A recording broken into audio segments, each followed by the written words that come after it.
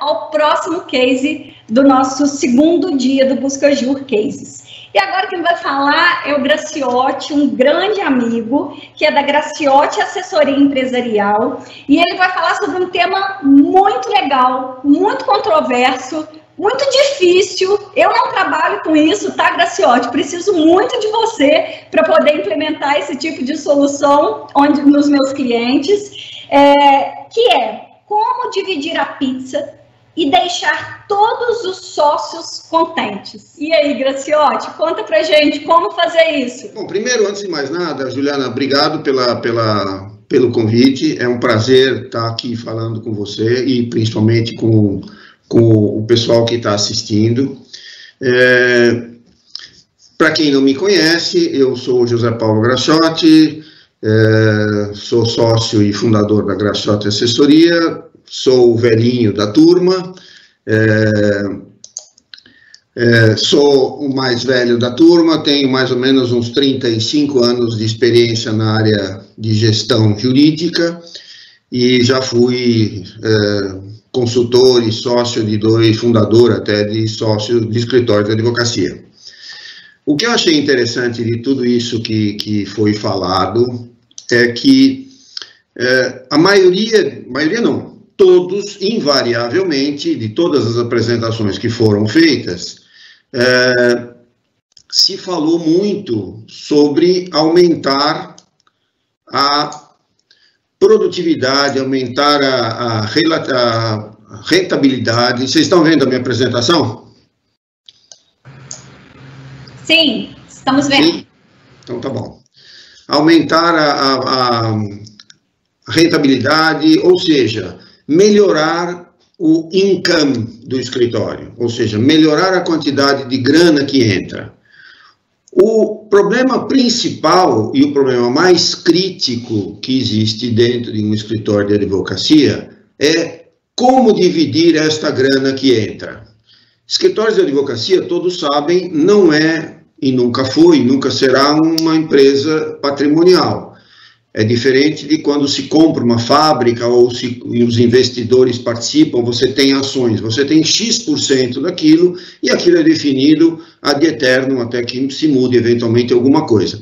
Escritório de advocacia não é assim. Escritório de advocacia é um tabuleiro de xadrez, digamos assim, na relativização entre os sócios, ou seja, quem é o sócio mais importante? Quem é o sócio que deve ganhar mais? É aquele que é mais velho? É o fundador? É o que entrou com mais dinheiro? É o que fatura mais? É o mais conhecido?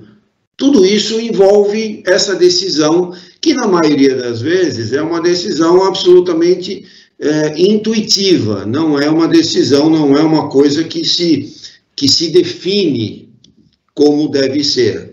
Eu gosto de fazer as minhas metáforas, e eu fui lembrar das minhas aulas de física de 45 ou 50 anos atrás, onde eu aprendi um negócio que chama movimento browniano, que é a vibração das moléculas dentro de um qualquer coisa, de um líquido, de um sólido, de um gás, etc.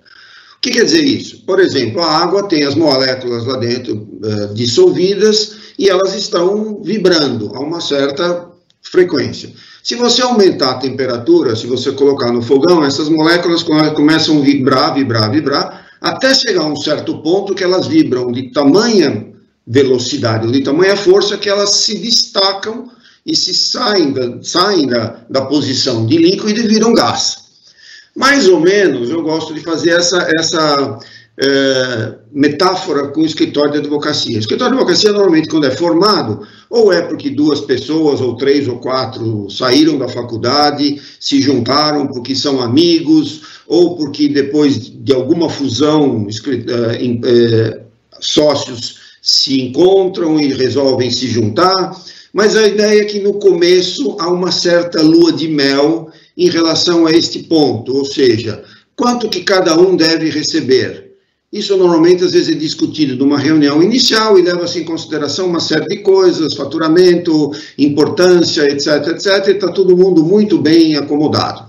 À medida que o tempo vai andando e que o tempo vai passando e que o aumento do faturamento começa a acontecer, essa situação, às vezes, migra para uma situação parecida com esta aqui, ou seja, você põe fogo, você acende, melhora ou aumenta o fogo na fogueira e você começa a criar atritos entre sócios, porque cada um tem, obviamente, o seu conceito do que é a importância, a sua própria importância em relação aos outros sócios. Isso, às vezes, e na maioria das vezes, esse é o grande motivo para os splits nos escritórios. No momento em que o valor que o próprio sócio acha que tem, versus a remuneração que ele tem, a parte, o quinhão da distribuição de lucro que ele põe à mão, isso está desbalanceado na cabeça dele. Ele vai tentar, obviamente, numa primeira etapa, uma renegociação com seus próprios pares, tentando argumentar sobre a sua importância versus a sua retirada. Se isso funcionar, maravilha, voltamos à situação anterior de estabilidade e de acomodação, senão há provavelmente um split no escritório. Eu costumo também usar uma outra deixa eu voltar aqui para deixar isso direitinho. Uma outra metáfora, que é a metáfora da mão. Ou seja, a mão da gente é um elemento, ou uma ferramenta maravilhosa, mas ela é feita de 5 dedos e cada dedo tem a sua função. Você não consegue ter uma mão boa se você tivesse 5 dedões ou 5 indicadores.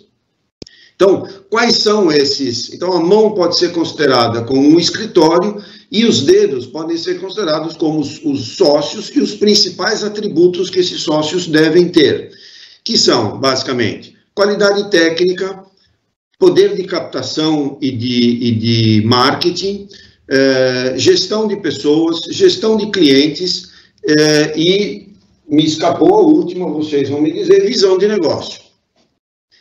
Cada sócio deveria ter, ou deve ter, esses 5 atributos distribuídos de uma maneira equilibrada, para que os sócios sejam, alguns têm, como a gente tem o dedo do meio, que é o indicador, não, o anular também não, eu esqueci o nome desse do meio, mas é o grandão.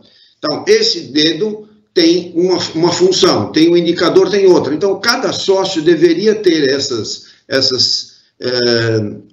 esses atributos distribuídos de uma forma que tornem esses sócios equivalentes. Tá? E aí, como é que a gente chega nesta fórmula, ou neste jeito de dividir isto? O que eu chamo de relativização. Eu estou falando teoricamente, ou de uma maneira bastante teórica, porque os 3 cases que eu vou falar, obviamente eu não posso falar dos nomes dos escritórios, mas eles chegaram a mim por vias absolutamente diversas. O primeiro deles veio do tipo, olha, precisamos fazer um plano de carreira para os nossos advogados. E aí a primeira pergunta que eu fiz é, quais são os atributos que vocês exigem dos seus advogados? Quais são as qualidades ou as características que você classifica o seu advogado? E aí cada um falava uma coisa. Eu falei, bom, então vocês precisam se organizar primeiro, precisam chegar a uma conclusão de quais são esses atributos que os advogados devem ter e qual é o peso que eles devem ter. Baseado no quê? Porque a hora que você promove um advogado, a expectativa maior de um advogado num escritório de advocacia é ser sócio daquele escritório de advocacia. Então, nada mais é do que um plano de carreira, é a preparação do advogado para virar sócio. Ou seja, os mesmos atributos e as mesmas características que devem ter os planos de carreira devem ser os mesmos que os sócios se autoavaliam. Então, esse é um dos cases que a gente acabou começando como avaliação de plano de carreira e a gente acabou chegando em relativização de sócio. O outro caso é muito parecido com esse, onde o cliente me pediu um planejamento estratégico e na primeira reunião começamos a discutir quais eram as expectativas e os objetivos de cada um dos sócios. Ou seja, queremos ser grandes, queremos ser tipo Piero Neto, Matos Filho, ou queremos ser boutique? E aí cada um dizia uma coisa. Não, eu quero ser isso porque eu quero curtir a vida, eu quero ser aquilo que eu sou um workaholic. E aí a gente chegou de novo na mesma coisa. Quais são as características que cada sócio olha para o seu sócio e o avalia? Se a gente conseguir chegar a uma equação que seja razoavelmente acomodadora, a sociedade anda bem e todo mundo fica razoavelmente feliz. Por que eu digo razoavelmente feliz? Porque não existe felicidade completa, ou seja, se existir algum sócio muito feliz, alguma coisa está errada, deve ter algum que está infeliz. Então, faz parte da natureza humana, a gente sempre acha que a gente vale mais do que aquilo que pagam para a gente ou daquilo que acham que a gente vale. Então, essa equação deve chegar numa certa acomodação onde todos os sócios estejam razoavelmente ou um pouquinho infelizes com a situação.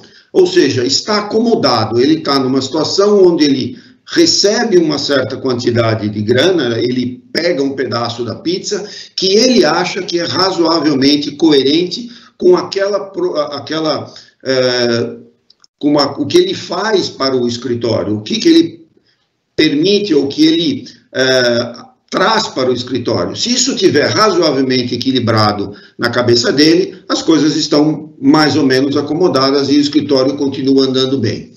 Eu fiz aqui um fluxogramazinho muito simples, que existem basicamente academicamente falando, existem dois tipos de distribuição de lucro. Você tem de um lado extremo o It What You Kill, do outro lado extremo o Lockstep. E no meio, que não está no meio aí, está numa faixa direita, é uma mistura dessas duas coisas. O It What You Kill, teoricamente, é o mais fácil de se resolver, porque ele é autorregulável. Ou seja, qual sócio que fatura, aquele faturamento é dele, ele paga os custos dele, ele paga a equipe dele, o que sobra é dele. Então, isso não tem muito o que discutir. É um sistema razoavelmente comum, fácil de ser implantado, tem lá os seus defeitos, não vamos discutir isso agora. Eu, particularmente, não gosto muito dele, mas existem dezenas ou até centenas de escritórios que trabalham desta forma. Existe o Lockstep e existe o misto, que é uma mistura das duas coisas. Tanto um quanto o outro, existem critérios, e são esses critérios que são os complicados de serem definidos. No caso do Lockstep, sejam eles quais forem os critérios, nós vamos ver um pouquinho depois, tem que haver um órgão decisor para fazer um ajuste periódico. No caso do misto, pode ser um órgão decisor, no caso uma diretoria, um sócio majoritário, um sócio mais sênior, um sócio mais ou fundador, sei lá, cada um se autoajuda. Ou pode ser uma avaliação 360, onde existe um consenso baseado num programa de avaliação. Aí passa-se por uma revisão, existe esse reajuste. Isso normalmente é feito, ou deveria ser feito, a cada período de 1 ou 2 anos, para que você acomode variações ao longo do tempo. Quais são esses critérios, ou pelo menos aqui uma lista mínima de critérios, alguns objetivos, alguns subjetivos, que estão aí explicitados para vocês, ou seja, quanta grana que este cara traz para o escritório, baseado em faturamento, pode ser individual, pode ser por equipe, pode ser por setor, pode ser por uma série de coisas, dependendo do tamanho do escritório. Qual a rentabilidade dos casos que ele toma conta? Isso pode ser por área. Então, vamos imaginar que ele seja o sócio sênior ou sócio líder de uma área societária, por exemplo. Qual é a rentabilidade daquela área? Qual a rentabilidade da equipe dele? Qual a rentabilidade dos clientes que ele trouxe ou dos clientes que ele toma conta? Isso tudo é o lado grana, é o lado objetivo, é o lado que pode se retirar de relatórios que vocês aí acabaram de falar, que existem vários sistemas que fazem isso ou procedimentos que fazem isso, seja ele desde o mais simples numa planilha de Excel para um escritório pequeno, até um sistema de ERP para escritórios maiores. Captação, qual a quantidade de novos clientes que esse cara trouxe? Quais foram os novos assuntos que esse cara fez? Quais foram as horas produzidas? Esses são apenas alguns exemplos que têm a ver com grana, que têm a ver com dinheiro, que têm a ver com a contribuição financeira que este sócio está trazendo para o escritório. Do outro lado, você tem qualidades subjetivas, que são qual a profundidade técnica desse sócio, qual o conhecimento técnico dele, qual é a liderança dele interna, como ele gerencia a sua equipe, como é que ele gerencia cliente, como ele é reconhecido no mercado, ele é um cara super famoso, ele é um parecerista, ou ele é um desconhecido, como é que se falou em reconhecimento aqui, o Fadel falou antes em como isso é, como o mercado enxerga, como as outras pessoas enxergam esse cara, qual a produção institucional dele. Quando eu digo produção institucional, se fala em tudo, em marketing, em eventos promovidos, em produção de artigos, produção, aparência na mídia, seja lá o que for, produção acadêmica, esse cara escreve livros, dá aula, qual a visão de negócio dele? Ele é um cara que entende de negócio, ele consegue entender o negócio financeiro dele, tem que abrir nova área, a Ju acabou de falar aí de novas áreas, se abre, se fecha, ele tem esta visão. Às vezes o advogado tem uma visão muito estreita por ser um ótimo advogado, tem capacidade de gestão financeira, tudo isso tem que ser levado em consideração. Eu só queria completar uma coisa, Ju, me desculpe, eu só queria completar uma coisa. Existe um risco nesse processo. Alguns deles, às vezes, você chega à conclusão que é incompatibilidade e a sociedade se desfaz. Infelizmente, já aconteceu isso comigo. Obrigado, Juliana. Obrigada, Graciotti, mais uma vez. Tchauzinho. Tchau.